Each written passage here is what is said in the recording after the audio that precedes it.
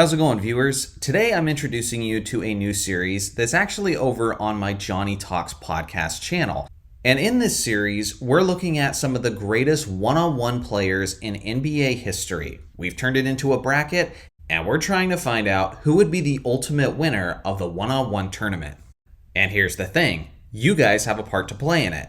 Each member of the panel gets one vote, but the audience counts as 2 votes. So let me know in the comment section with a comment who you'd vote for in this one-on-one scenario. 2003 Tracy McGrady or 2018 LeBron James. So please, enjoy this debate and what should be a very long and exciting series. Yeah. Joe's like, make me part of this panel right now. This is definitely going to be super close and exciting. Yeah. Okay. Yeah. All right. Let's get this segment over with. Oh my God. All right. I know how Joe feels. All right. Joe loves LeBron so much. That's hilarious. You guys hate LeBron at an unprecedented level. It is insane. It is so crazy. T-Mac, no, it's not about LeBron. Wait. T-Mac is nice, bro. You're either going to be part of it or you're not. One eternity later.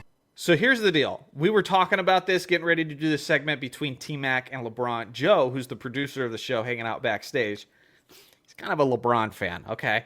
And so he doesn't necessarily think this should be close, but because he felt so passionate about it, we could see his skin crawling as, we were trying to give T-Mac any credit whatsoever in this 1v1. We were like, okay, fine. You could be a part of the panel, but your vote doesn't count. And so he's going to be a part of this conversation because it can't count, okay? Because it throws everything off. Audience counts as 2. The panelists who count as 1. And then Joe's hanging out, to mix things up. And so we're looking at 2003 Tracy McGrady versus 2018 playoffs.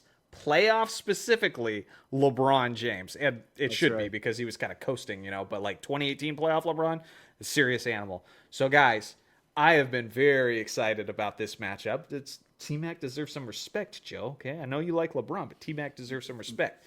And so who we got here? 2 long, athletic, incredible wings. Yeah. All right, who's going first? All right, just so everybody knows the stats. Joe should. These are the stats.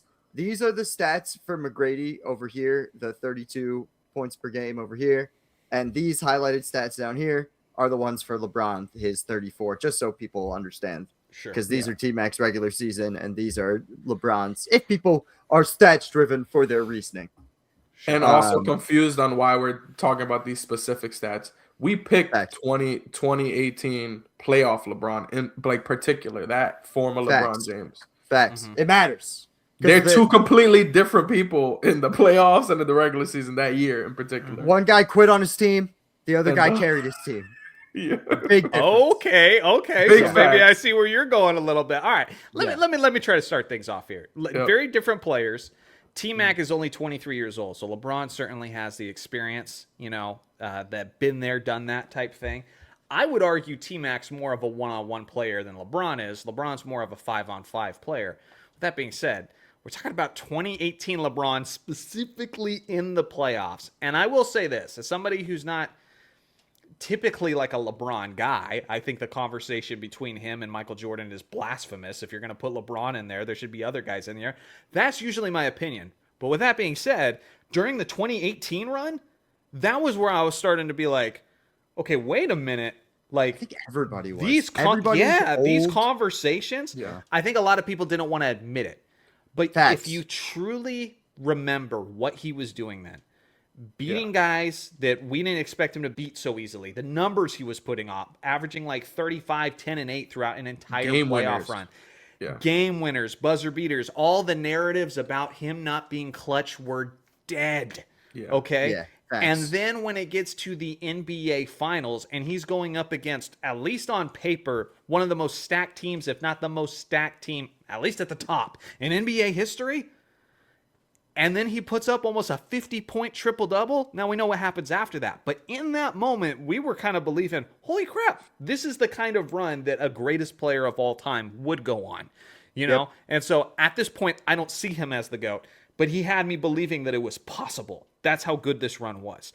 And so, but again, He's a 5-on-5 player, and T-Mac is like the what-if dream, okay? Kobe described him as a taller version of himself with all the skills, okay? True. So if we're talking about a one-on-one guy who knows how to get a bucket, we're talking about young T-Mac who carried a crappy Magic team on his back. And so all this talking, and I don't really know who I'm picking. I tried to start it off, and I totally still get don't it. know. No, but I think we're all stalling, personally, and I think that's for a particular reason. Like, these guys are very well matched up. We're not talking about two guys who are even different sizes. Yeah. These guys are the same size. LeBron's a little bit thicker of a boy. That's about it. But like, especially this LeBron is a little lighter at that point. Yeah, in 2018. But compared to T-Mac, a 23-year-old T-Mac, yeah. And this is why, going back to our selection video, this is why I did not want to pick 2014 LeBron, because I think 2014 LeBron gets beaten in this by at least 7 points on the floor. Sure. In my opinion. But when why we're talking specifically? I'm just curious, and other people might be curious. Like, because I think when going to your point of LeBron James being a 5-person player, like a 5-on-5 guy, you know what I mean? Sure. I think 2014 LeBron is the ultimate 5-on-5 guy. Can defend all 5 positions, can play all 5 positions basically on offense, especially in that era where the center was garbage. Like, he could do everything and 5-tool guy. But 2018 LeBron, to your point, assassin. In the playoffs, assassin. Put the team on his back, held up to, ironically, something he said in 2014 when he was like, I could put up 35 a game if I want to. I'm just not. That's a quote that he said back in his Heat days that he finally made good on during this 2018 run. Mm-hmm. For me, I'll give you a score. I'm going to give you a score right now because everybody else is stalling. Give me 21-18 LeBron James. All right. That's where I'm going. I'm going, and it's because the evil post game that I think LeBron could deliver and use that little bit of weight advantage he's got and ruthless killer mentality at this point. Because this is the other thing. This is this season, even in the regular season, where he is hitting the game winner on one side against the Timberwolves and then blocking Jimmy Butler, like destroying it at the rim in the clutch on the other side. Like, to say this guy was a bad defender, I think is just blasphemous in my opinion. I think this was at a point of his career where he could still pick his spots. And in these playoffs, he picked his spot. Yeah, exactly. And sometimes 1v1 is about picking your spots. And I give me 21-18 LeBron because I think T-Mac's going to get his buckets. In my opinion, this T-Mac might be the greatest mid-range scorer of all time. And we'll have that argument for a different day. I know my man in the top right-hand corner is going to cry about that. But it'll be fine. Somebody else go. Yeah. I guess my man in the bottom right-hand corner is crying I'm trying not to make it all about that because I just... You're always going on about MJ's efficiency while scoring. How is that not just MJ? But if you eliminate MJ, I'm like, yeah, I could see T-Mac in that conversation. I didn't say as a career. I'm just saying give me one season. That brother, man, you did not mid-range was a layup for him. It was crazy. Less bold, but all right. I understand that a little bit more. But all right. So the thing is, I'm like, again, because T-Mac is such a one-on-one guy in a one-on-one era, there's a part of me that's like, is there ever a time where it's appropriate to pick LeBron James? If you're going to pick 1 year from LeBron, I absolutely agree. It would be 2018 and it would be the playoffs. I just feel like at this point in his career, LeBron James was a big game performer. Early in his career, late 2000s, early 2010s, he wasn't that guy yet. At this point, he was that guy. Now, did he still go on to get swept by Golden State, by teams way more talented that were way overpowered? Yeah, for sure. But when he got to Game 7s, LeBron was putting up ridiculous numbers. Look up his career, what he averaged in Game 7s. This was LeBron. This was the peak of that. I think I'm going with Russell. I think I saw too many of them. I think it's going to be... I think he's going to take advantage of that size because this LeBron is smarter. He's so much stronger than T-Mac. I'm going 21-19. I think it's close. Okay, you think it's OD close? Yeah, see, All that's right. fair. I'm only 1 point away from you. 21-19. And I completely feel all of this, right? But can we please pull up what LeBron James has allowed Kevin Durant to do to him? Because I think T-Mac is very similar to Kevin Durant, and I think LeBron James will have a very tough time guarding Tracy McGrady, especially in 2018. Sure, he could pick his spots. I'm not saying he's a terrible defender, but I think part of the reason I semi fought for the 2013 LeBron was because of he should have been Defensive Player of the Year that year. I think because LeBron James has such a tough time guarding Kevin Durant, especially in that specific year, 2018. Kevin Durant dropped 30 something on his head top. We remember that, right? It's 28.8, but who's counting? In 2018, in the playoffs, we're looking at it. Oh, it's 4 games. All right. Yeah, Well, no, my no, bad. I'm wrong. no. All right, but The silence was hilarious. all right. So because This ain't bad though. This ain't bad. I must be thinking the year before then, because I'm thinking Yeah. And I have to, because I remember KD averaging like 30 something whatever in the finals. My bad. But because of that, now I gotta kind of go with LeBron. I can't really My argument was how he guarded KD. 53, 41, 96, and he switches his argument.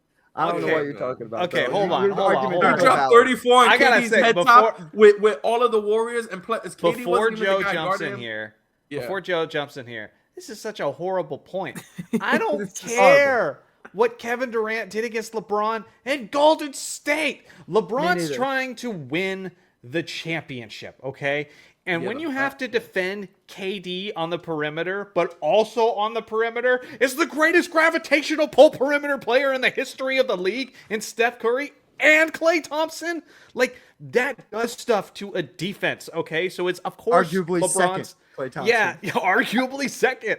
And so that does stuff to a But my defense. thing is And so he's- I saw, LeBron getting cooked, but everybody got cooked against the 2017 and 2018 Golden State Warriors. And so No, but I'm arguing the opposite of that though. Like, my thing is, I was leaning more towards Tracy McGrady because I was expecting Kevin Durant's numbers to be significantly higher and better, but instead in 2018. in 2018, but instead that was more like his season averages. And I think, if anything, that's proven that LeBron did a decent job on KD because of that. Like, so that's what made me say, well, if he did a decent job on KD, he gonna do a better job on Tracy McGrady. Because I'm sorry, Tracy McGrady is not Kevin Durant. So I'm thinking he's gonna do a better job on Tracy McGrady. And then it's also, this LeBron is an offensive, like you said, assassin. You guys already broke down the rest of the points. So that's my thought process and reasoning for that. We got to drop scores at some point too, but yeah. Oh yeah, sorry. So for me, I'm definitely going. It's gonna be a tight game for sure. I'll keep it close, like 21, because it has to be by 2, right? We always win by 2. I'm probably going like 21-19, 21-18, something like that. Like, whatever you get, like that. What you guys said, it's real. Yeah, sure. So initially, when you guys were talking pre-stage, I was concerned. All right, you guys were really building up T-Mac. I was like, whoa, this is going to be some heavy. T-Mac somehow wins. All 3 of you guys are saying T-Mac by like 5 to 10 T-Mac points his somehow. respect. It was going to be. It sounded like it was going to be peak disrespect to my glorious king, LeBron James. All right, so I thought that I had to get involved, but I have to say, after further watching this whole thing through and listening to you guys, you did a great job, and I'm convinced that you guys are right. LeBron James would win. Well, I'm debating. Job. I might have to.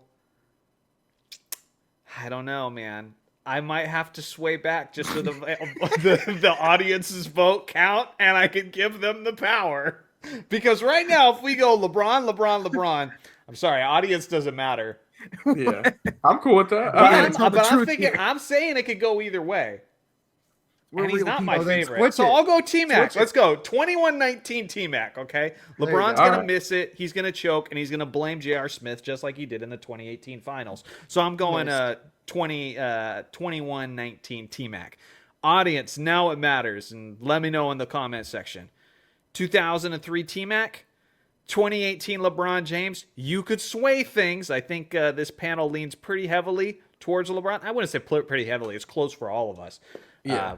But I'm going to give it a shot because I'm going to switch it up to T-Mac so you guys can ultimately decide things.